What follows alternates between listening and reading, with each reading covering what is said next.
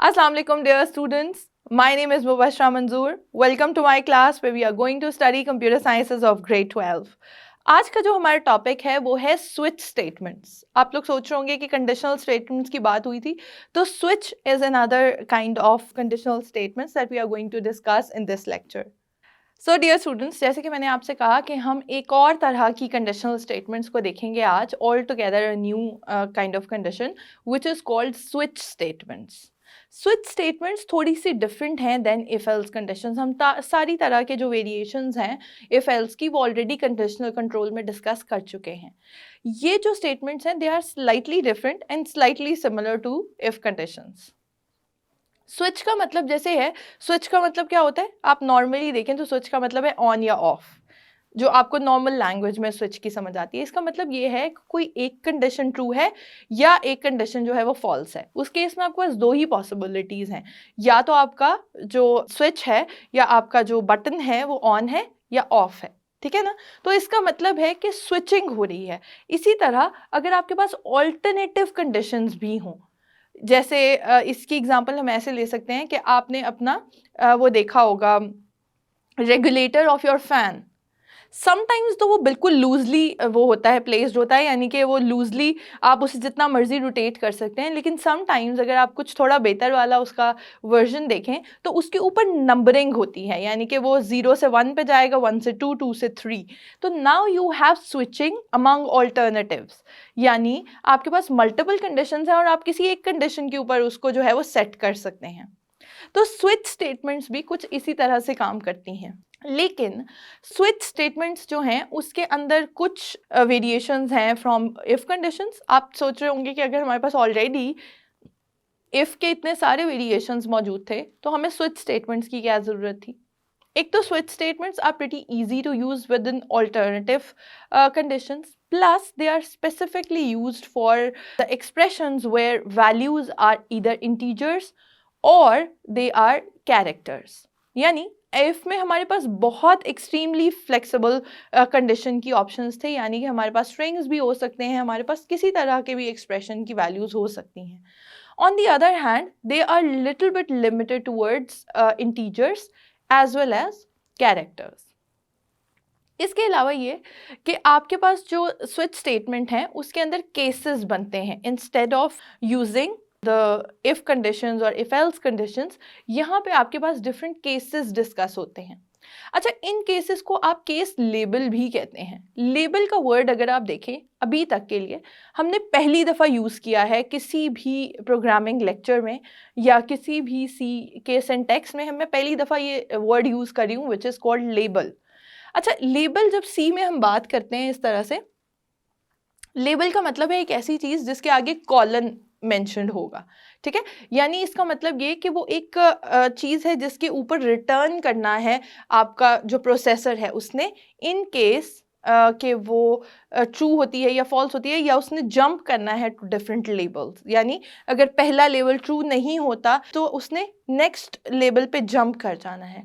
आपको बहुत ज़्यादा इसकी डिटेल में जाने की ज़रूरत नहीं है, लेकिन प्रोसेसर में जब इंस्ट्रक्शंस प्रोसेस होती हैं तो it sequentially process the instructions. लेकिन कभी कभार यानी ये जंप भी हो जाता है, जैसे इफ़ के कंडीशन में था कि अगर फर्स्ट कंडीशन फॉल्स है, टेस्ट कंडीशन फॉल्स है, तो वो नेक्स्ट को चेक कर लेगा, दरमियान वाली को स्किप कर देगा. इसी तरह यहाँ पे वो क्या होता है, जो जंपिंग होती है वो लेबल टू लेबल होती है, यानी कि लेबल्स इसलिए गिवन होते हैं कि jump to other label and then jump to another label if possible. यानी जितने भी आपके पास ऑल्टरनेटिव लेबल्स हैं, आपके जो प्रोसेसर है उसको पता होता है, या आपकी जो वो हुई है कंपाइलर ने इस तरह से इंटरप्रेट किया है कि कंपाइलर ने बताया है कि ये keyword is for jumping to other label.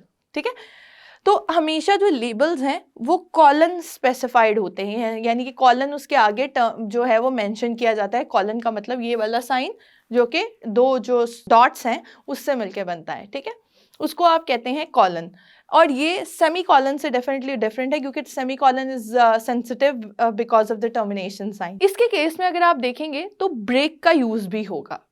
Break क्यों यूज़ होगी, यानी अगर आपने कुछ एग्जीक्यूशन करवा ली है विद इन वन केस, तो वहाँ से अगर आप प्रोग्राम को ब्रेक करना चाह रहे हैं तो यानी आप चाह रहे हैं कि अगर एक केस जो है वो रन हुआ है या एक केस जो है वो कंडीशन चेक हुई है, वो ट्रू था और उसकी स्टेटमेंट्स जो हैं वो एग्जीक्यूट हो गई हैं, तो उससे नेक्स्ट वाली जो कंडीशंस हैं वो चेक ना हो। इफ के केस में ऐसा नहीं था, इट विल जंप, अगर उसकी कोई एक कंडीशन भी ऑल्टरनेटिव्स के केस में ट्रू है तो वो वाला पोर्शन रन करता था और उसके बाद वो एग्जिट कर जाता था फ्रॉम द प्रोग्राम। लेकिन यहाँ पे क्या होगा कि अगर आप ब्रेक नहीं डालते, यानी कि आप ब्रेक मेंशन नहीं करते, तो it will check all the cases throughout, starting to ending. इसी के अलावा एक और चीज यहाँ पे यूज होगी जिसको हम कहते हैं डिफॉल्ट लेबल। यानी अगर आपकी कोई भी स्टेटमेंट ट्रू नहीं है, आपकी कोई भी कंडीशन ट्रू नहीं है किसी भी केस में जो आपने मेंशन किया है, तो उसके बाद आपके पास क्या चीज़ एग्जीक्यूट हो सकती है? डिफ़ॉल्ट। ठीक है, तो जिस तरह वहाँ पे इफ़ का कीवर्ड था और एल्स का कीवर्ड था, यहाँ पे आपके पास केस का कीवर्ड है, डिफ़ॉल्ट का कीवर्ड है, जिनको आप लेबल्स भी कहते हैं। ठीक है, इसी तरह आप क्या करेंगे कि वो डिफ़ॉल्ट को, लेकिन एल्स का क्या था प्रॉब्लम कि आप उसे प्लेस कर सकते हैं आफ्टर इफ़ कंडीशन ओनली। ठीक है, डिफ़ॉल्ट का प्रॉब्लम ये है, या डिफ़ॉल्ट का आसानी ये है कि आप डिफ़ॉल्ट को अपनी मर्ज़ी से प्लेस कर सकते हैं बिफोर द टेस्ट कंडीशन और आफ्टर द लास्ट कंडीशन। ठीक है, आप लास्ट के बाद भी उसको प्लेस कर सकते हैं और स्टार्टिंग से पहले भी उसको प्लेस कर सकते हैं। तो इसी तरह कुछ कीवर्ड्स हैं जो अभी तक हमने डिस्कस किए हैं। Let's move on to the syntax of switch statements और देखते हैं किस तरह से ये जो है हम इसके ऊपर काम कर सकते हैं, इसका फ्लो कैसे काम करता है। सो अगर आप देखें तो पहली कीवर्ड लिखा हुआ है, दैट इज स्विच। ठीक है, स्विच के अंदर आपके पास क्या है? कंडीशन। और जब आप कंडीशन को मीट करते हैं, उस कंडीशन को मीट करते हैं, या आप उस एक्सप्रेशन को जो है वो मीट करते हैं, वहाँ पे एक्सप्रेशन भी हो सकता है, कोई कंडीशन भी हो सकती है, तो आप आ जाते हैं with in the scope off switch statement. ठीक है, जब स्विच के स्कोप में आ गए, now you have alternative options, यानी आपके पास डिफरेंट तरह के केसेस बन रहे हैं विद इन स्विच स्टेटमेंट। अगर आप देखें तो केस 1, केस 2, केस 3 आप लिख सकते हैं और उसके आगे जो है आप स्पेसिफाई कर सकते हैं the values of those conditions that you have given above. यानी मैंने आपसे पहले ही कहा था कि यहाँ पे एक्सप्रेशंस में जो चीज़ें अलाउड हैं वो या तो सिर्फ न्यूमेरिकल वैल्यूज़ हैं, उसमें भी न्यूमेरिकल वैल्यूज़ में सिर्फ और सिर्फ इंटीजर वैल्यूज़, और इसके अलावा आपके पास सिर्फ कैरेक्टर जो है वो हैंडल करता है switch statement with in the expression. यानी इसका मतलब है कि इसके अंदर बहुत कॉम्प्लिकेटेड सिचुएशंस नहीं हो सकती। या तो आप अपने स्विच के केसेस जो हैं वो विद द कैरेक्टर्स बनाएंगे, या फिर आप किसी इंटीजर के थ्रू उसको डिक्लेयर करेंगे या उसको मैच करवाएंगे कि क्या ये केस जो है, इस केस में this case will be executed in case the character matches this condition or the integer matches the condition given above, which is test condition. ठीक है, और जैसे मैंने आपको पहले बताया, डिफ़ॉल्ट जो है वो या तो एट द एंड हो सकता है ऑफ द लास्ट कंडीशन, और it can be mentioned above the first case. ठीक है, तो डिफ़ॉल्ट का मतलब काइंड ऑफ एल्स है, लेकिन डिफ़ॉल्ट हम ऑप्शनली यूज़ कर सकते हैं एट द एंड और एट द बिगिनिंग, कहीं भी हम उसको प्लेस कर सकते हैं। And it will be executed if all the cases that you have mentioned are not working और दे आर नॉट ट्रू और the conditions given them are not true. ठीक है, अगर आप देखें यहाँ पे तो केसेस के आगे अगर आप स्विच स्टेटमेंट का एक्सप्रेशन देखते हैं तो उसका सिंटैक्स है, it is pretty much like the if condition. लेकिन अगर आप देखें जो केसेस हैं, केस के आगे जो है वो आपका कैरेक्टर है और उसके बाद जो है वो कंपैरिजन करवाया हुआ है उस कैरेक्टर से या उस नंबर से जो कि इंटीजर है अगेन, और उसके बाद एक कॉलन साइन दिया हुआ है। इसी तरह आप देखें तो हर केस के अंदर कुछ स्टेटमेंट, एक स्टेटमेंट या कंपाउंड स्टेटमेंट्स जो हैं वो लिखी हुई हैं। अब उन कंपाउंड स्टेटमेंट के नीचे अगर आप देखें तो ब्रेक मेंशन है। ठीक है, हर एक के बाद ब्रेक है और ब्रेक के साथ सेमीकोलन है। ठीक है, जब हम कहते हैं कि ब्रेक हम यूज़ कर रहे हैं तो ब्रेक भी अगेन ऑप्शनल है, लेकिन ब्रेक यूज़ करने का फ़ायदा ये है कि अगर मैं चाहती हूँ कि इन ऑल्टरनेटिव कंडीशंस में से अगर पहली कंडीशन ट्रू हो गई है तो मेरे प्रोग्राम के रिसोर्सेज ज़ाया ना हो और वो रेस्ट ऑफ द कंडीशंस या रेस्ट ऑफ द केसेस को चेक ना करे, तो I will place break at the end of the statements. Otherwise क्या होगा, अगर मैं ब्रेक यहाँ प्लेस नहीं करती, it will check first case, Let's suppose the first case is true. It will execute the statements written within them, और उसके बाद वो क्या करेगा, नेक्स्ट केस को चेक करेगा कि क्या नेक्स्ट केस ट्रू है या नहीं. नेक्स्ट केस ट्रू होगा तो उसको भी एग्जीक्यूट करवाएगा और उससे फिर next so on and so fourth सारे केसेस को चेक करेगा अगर मैंने ब्रेक्स प्लेस नहीं की तो. ठीक है, अगर प्लेस की है कहीं पे ब्रेक, मैं चाहती हूँ कि ज़रूरत नहीं है, अगर कोई एक केस जो है वो ट्रू हो गया है तो बाकी को चेक करने की ज़रूरत नहीं है, तो इन दैट केस फिर आपको सारी की सारी जो स्टेटमेंट्स हैं या सारी की सारी कंडीशंस हैं वो चेक करने की ज़रूरत नहीं है. So it is entirely again optional and depends on the statement और the problem that you have at hand. ठीक है, उसके बाद हम ये देखते हैं कि अगर हम एक प्रॉब्लम लेते हैं, यानी एक कोई कंडीशन लेते हैं जिसको हमने चेक करना है कि वेदर इट इज़ ट्रू और फॉल्स, उसका हम कुछ केसेस बना सकते हैं. ठीक है, फॉर एग्ज़ाम्पल मैं आपसे ये कहूँ कि आपने चेक करना है कि जो मैंने आपको एक क्वेश्चन असाइन किया, ठीक है, और उस क्वेश्चन को आपने थोड़ा सा ऑटोमेट करना है कि उसके जो आंसर्स हैं या MCQs हैं उनका जो स्टार्टिंग नंबर है वो A, B, C या D है. ठीक है, तो इसमें अब आपके पास 4 कैरेक्टर्स आ गए. ठीक है, या तो A या B या C या D. ठीक है, तो मैं अगर एक ऐसा प्रोग्राम बनाऊं कि जो ये करे कि MCQs में हर जो ऑप्शन है उसको चेक करे और उस ऑप्शन को प्रिंट करवा दे इन केस वो ऑप्शन ट्रू हो. ठीक है, अब होगा क्या उस केस में कि मैं ये करूँगी कि मैंने फर्स्ट जो है कैरेक्टर वो कहा A. ठीक है, और मैंने केस में ये लिख दिया, यानी मेरा एक्सप्रेशन ये है कि check if the character is ABCD, यानी चेक फॉर द कैरेक्टर. ठीक है, यानी मैंने अपने एक्सप्रेशन में जो पैरामीटर पास किया है with in the switch statement वो क्या है, एक कैरेक्टर. अब कैरेक्टर में मैंने क्या क्या चेक करवाना है वो मैं केसेस में मेंशन करूँगी. पहला केस क्या है, A. अगर कैरेक्टर A है यानी कि ऑप्शन A है. ठीक है, तो उस केस में आप कहेंगे कि this answer is true, depending on कि आप किस आंसर को ट्रू करवाना चाह रहे हैं. Then I have the other case. इस केस में मुझे ब्रेक डालने की ज़रूरत नहीं है. ठीक है, क्योंकि मैंने सारे आंसर्स को 1 बाय 1 चेक करना है तो मैं ज़ाहिर है ब्रेक यूज़ नहीं करूँगी, मैं सारे आंसर्स को 1 बाय 1 चेक करूँगी.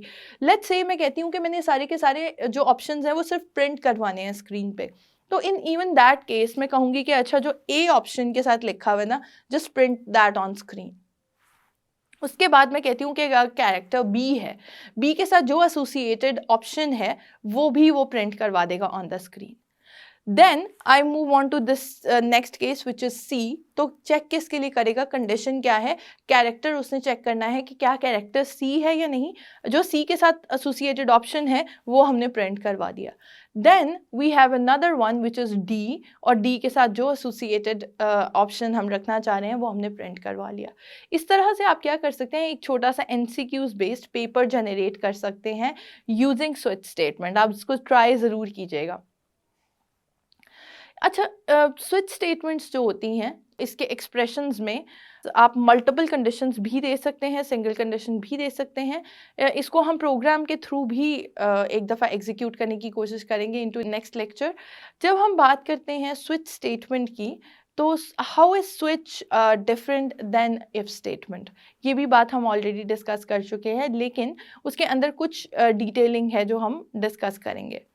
लेट्स चेक कि इसमें क्या क्या हमारे पास डिफरेंसेस हैं या क्या क्या वेरिएशंस हैं. So let's have a comparison over here. जब हम कंडीशनल स्टेटमेंट्स की बात करते हैं, इफ़ कंडीशंस की, वहाँ पे कीवर्ड क्या यूज़ होता है, आपके पास इफ़ या आपके पास एल्स इफ़ यूज़ होता है या आपके पास इफ़ एल्स यूज़ होता है या आपके पास क्या यूज़ होता है, नेस्टेड इफ़ यूज़ होता है. नेस्टिंग की ऑप्शन जो है वो आपके पास इफ़ कंडीशंस में मौजूद है, एल्स के केस में मौजूद नहीं है. अगर इसका कंपैरिजन देखें तो आप पहली चीज़ देखें कीवर्ड्स क्या यूज़ होते हैं. जो कीवर्ड्स यूज़ हो रहे हैं इफ़ कंडीशन में, they are if, else if else and nested if. Right, nested if भी एक सिंटैक्स की टाइप है, लेकिन obviously it is not a keyword. आप स्विच के केस में देखें तो आपके पास क्या क्या कीवर्ड्स यूज़ हो रहे हैं, स्विच, केस, ब्रेक, ये कीवर्ड्स हैं जो आपके पास यूज़ हो रहे होते हैं. इस केस में अगर आप देखें इफ़ में, तो कंडीशनल एक्सप्रेशंस जो हैं उनकी आपके पास कोई कैद नहीं है, वो किसी तरह के भी हो सकते हैं, आपके पास कोई उसके अंदर रिस्ट्रिक्शंस नहीं है। On the other hand switch के केस में आपके पास जो हो सकती हैं कंडीशंस या आप जिनके ऊपर एक्सप्रेशन के ऊपर ऑपरेट कर सकते हैं, कुछ चेक कर सकते हैं, they can either be integer values और they can only be the character values. अगर आप बाय चांस कोई फ्लोट या डबल टाइप का कैरेक्टर टाइप दे देंगे या डेटा टाइप दे देंगे तो it will give you an error which will be कि आपका जो स्विच का जो कंडीशन है, एक्सप्रेशन है, that is not integral option. ठीक है, तो ये मैसेज जो है वो आपकी स्क्रीन पर डिस्प्ले होगा। इसी तरह अगर आपके पास थर्ड चीज़ ये है जो कंपैरिजन में आती है, वो ये कि इस केस में आपके पास बहुत सारे वेरिएंट्स मौजूद हैं कंडीशनल स्टेटमेंट्स के। इफ़ के इटसेल्फ बहुत सारे वेरिएंट्स जो है वो मौजूद हैं, जबकि स्विच स्टेटमेंट जो है वो एक ही तरह से, उसका एक ही सिंटैक्स है, लेकिन उसके अंदर ऑल्टरनेटिव्स के लिए ऑप्शन मौजूद है, यानी कि ऑल्टरनेटिव एक्सप्रेशंस को चेक करने के लिए ऑप्शन मौजूद है जो कि केसेस के थ्रू आप कर सकते हैं। सिंप्लीफाइड हैं दोनों ही, यानी दोनों ही केसेस में आप more simplified and more complex options जो हैं वो चूज़ कर सकते हैं। आप ब्रेक की अगर हम बात करें तो आप इफ़ कंडीशंस में भी ब्रेक यूज़ कर सकते हैं। हम देखेंगे कि ब्रेक जो है वो टर्मिनेट या ब्रेक करवाने के लिए, जो फ्लो ऑफ कंट्रोल है उसको ब्रेक करवाने के लिए यूज़ होती है। तो हालांकि हमने वहाँ पे ये कीवर्ड डिस्कस नहीं किया था, बट इवन हम टॉपिक में लूप्स में भी देखेंगे कि आप ब्रेक्स इवन वहाँ पे भी यूज़ कर सकते हैं। तो ब्रेक का keyword is not restricted to the switch statements. ठीक है, उससे नेक्स्ट आप देखें तो आपके पास ये पॉसिबिलिटी एग्जिस्ट करती है कि आप अपना जो कंडीशंस हैं उनको किस तरह से एग्जीक्यूट करवाएं, यानी कि आप उनका फ्लो किस तरह से अरेंज करें। ये आपके पास कंडीशनल स्टेटमेंट्स इफ़ में थोड़ा ज़्यादा फ्लेक्सिबल है, क्योंकि वहाँ पे आपके पास मल्टीपल वेरिएंट्स मौजूद हैं। लेकिन अगर आप स्विच के केस में देखें तो वहाँ पे आपके पास एक ही तरह का फ्लो है जो एग्जिस्ट करता है, जिसको आपको फॉलो करना है। देन हम ये भी देखते हैं कि अगर हम किसी प्रोग्राम की एग्जांपल लेते हैं यहाँ पर, अगर मैं आपसे कहूँ कि आपने 3 लेटर्स के थ्रू जो है मेरी लॉजिक चेक करनी है प्रोग्राम की, जिसमें क्या हो सकता है कि इधर जो एनिमल मैं आपको कह रही हूँ, इधर इट इज़ अ कैट, इधर इट इज़ अ डॉग और इट इज़ अ स्नेक। ठीक है, सो अगर इस प्रोग्राम का आप फ्लो देखें स्विच के केस में, क्या हो रहा है कि आप एक कैरेक्टर इनपुट ले रहे हैं which is a small case letter. ठीक है, अगर मैं वैल्यू जो है, जो कैरेक्टर वैल्यू है, वो प्लेस करती हूँ C, तो मेरे पास स्क्रीन पे प्रिंट क्या होना चाहिए, द एनिमल इज कैट। अगर केस ये है कि आपका जो लेटर आपने एंटर किया है that is D, it mean जो आपका एक्सप्रेशन प्रिंट होगा दैट विल बी कि योर एनिमल इज डॉग। और उसके बाद एक डिफ़ॉल्ट कंडीशन यहाँ पे देखें अगर प्लेस की हुई है कि अदरवाइज, यानी अगर कुछ भी इन दोनों में से प्लेस नहीं किया तो आई वुड से कि ये क्या है, इट इज़ स्नेक। अच्छा, अब ये लॉजिक क्या ठीक है या नहीं है?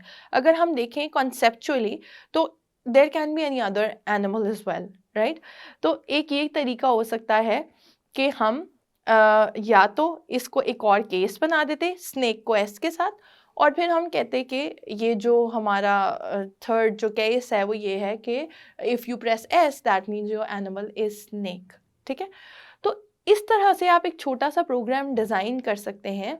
आपने देखा होगा कि डिफरेंट जो लोग होते हैं उनका डिफरेंट इंटरेस्ट होता है इनटू एनिमल्स और पेट्स, तो आप उस तरह का एक प्रोग्राम छोटा सा डिज़ाइन कर सकते हैं कि वो उनकी प्रेफरेंस के अकॉर्डिंग आप उनके लिए की इंफॉर्मेशन डाल दें कि जैसे मैंने यहाँ पे कहा कि अगर you are a pet owner and you have cat, तो उससे रिलेटेड कुछ इन्फॉर्मेशन जो है आपकी स्क्रीन पे प्रिंट हो जाए। सिमिलरली अगर वो डॉग है तो उससे रिलेटेड फिर कुछ इन्फॉर्मेशन आपके लिए प्रिंट हो जाए। अगर आपका जो एनिमल है वो स्नेक है उससे रिलेटेड कुछ इन्फॉर्मेशन जो है वो प्रिंट हो जाए। So if you see there are lot and lots of problems on which we can apply programming, it's just not restricted to computer sciences. हम कोई भी डे टू डे लाइफ को लेके उसके ऊपर जो अपनी इस तरह की लॉजिक्स हैं, जो प्रोग्रामिंग लॉजिक्स हैं, उनको अप्लाई कर सकते हैं in order to solve the problem. So I hope students आपको आज का लेक्चर समझ में आ गया होगा, प्रोग्रामिंग एग्जांपल्स भी आपने अच्छे तरह से अंडरस्टैंड कर ली होंगी। अब हम देखते हैं नेक्स्ट लेक्चर में देखेंगे कि हम लोगों को किस तरह से स्विच स्टेटमेंट का सिंटैक्स लिखना है या उसे प्रोग्रामिंग में किस तरह से यूज़ करना है in terms of an editor and the code. So until then, अल्लाह हाफिज़।